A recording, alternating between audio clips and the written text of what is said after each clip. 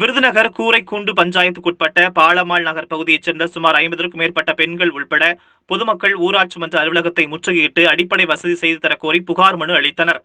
பாலமாள் நகரில் சுமார் 200க்கும் மேற்பட்ட குடும்பங்கள் வசித்து வருகின்றனர்.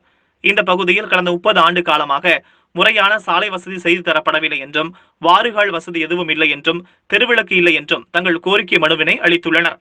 மேலும் தங்கள் பகுதிகளில் அடிப்படை வசதி செய்து தரப்படவில்லை என்றால் வரும் சட்டமன்ற தேர்தலை புறக்கணிக்கப் போவதாகவும் தெரிவித்துள்ளனர். இதுகுறித்து சம்பந்தப்பட்ட துறை அதிகாரிகள் விரைவில் நடவடிக்கை எடுக்க வேண்டும் என்றும் கேட்டுக் கொண்டுள்ளனர்.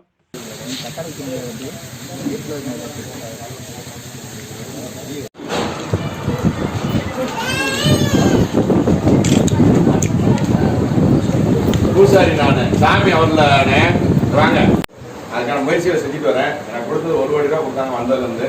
அது எல்லாமே இபி பில்லுக்கு 90 லட்ச ரூபா எடுத்தாங்க. மிச்சருக்கு 10 லட்ச ரூபா இருக்கு. அந்த 10 லட்சம் இப்போ 40 லட்சம் ஆயிடுச்சு. அக்டோபர்ல 90 லட்ச ரூபா கட்டினேன். திரும்ப இப்போ 40 லட்ச ரூபா இபி பில் கொடுக்குறது. அப்படியே இபி பில்லுக்கு போயிடுது. ரோடு வசதிக்கோ வார்கால் வசதிக்கோ தூய்மை வளாகம் பண்ணி கட்டுறதுக்கு பத்த மாட்டேங்குது. இதனால நான் நேற்று கலெக்டருக்கு அமைச்சருக்கு மேல்முறையீடு பண்ணோம்.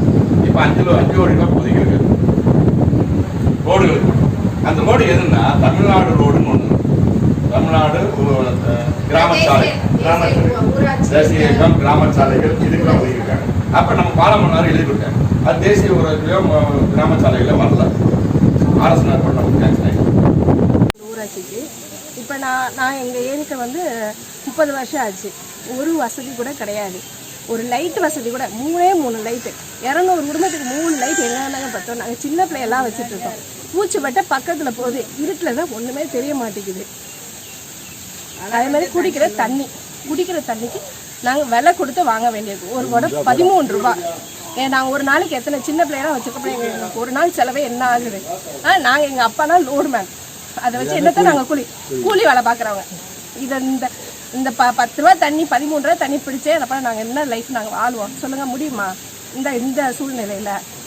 அதுக்கப்புறம் ரோடு, அதாவது எங்கள்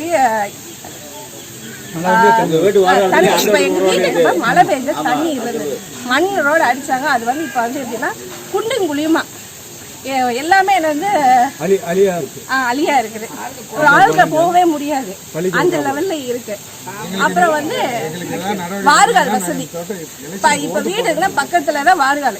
சின்ன பிள்ளைக்கு நோய் தொற்று அபாயம் அதிகமா இருக்கு. இப்ப மழை பெஞ்சு ரோட்டுக்கு இந்த சைடும் சரி இந்த சைடும் சரி அவ்வளோ தண்ணி தேங்கி இருக்கு. வாறுகால் கேட்டதுன்னா அந்த தண்ணி அப்படியே போயிருக்கும். இப்ப அதனால எங்களுக்கு கொசு உருவாகி எங்களால் இருக்கவே முடியல. சாயங்காலம் ஆனா அதுக்காக மனு கொடுத்து வந்திருக்கோம். விரைவில் நடவடிக்கை எடுக்காம எதிர்பார்க்கிறோம். சப்போஸ் அந்த மாதிரி இல்லைன்னா நாங்கள் இந்த எலெக்ஷனை அவாய்ட் பண்ணிடுவோம். யாரும் எங்கள் ஏரியாவுக்கு ஓட்டு கேட்க வரவே வேண்டாம். இதுக்கு முன்னாடி எலெக்ஷன் நடந்தது, அது கேட்டுதான் வந்தாங்க, செஞ்சு தரோம்னு சொன்னாங்க. ஆனா இப்ப வரைக்கும் அவங்க எதுவுமே செய்யல. இப்ப எம்எல்ஏ எலெக்ஷன் வருது, எங்களுக்கு கண்டிப்பா செஞ்சு தரணும். அப்படி செய்யலைன்னா நாங்க ஓட்டு போட வரமாட்டோம். ஓட்டு கேட்க வராதீங்க, நாங்க ஓட்டு போட மாட்டோம்.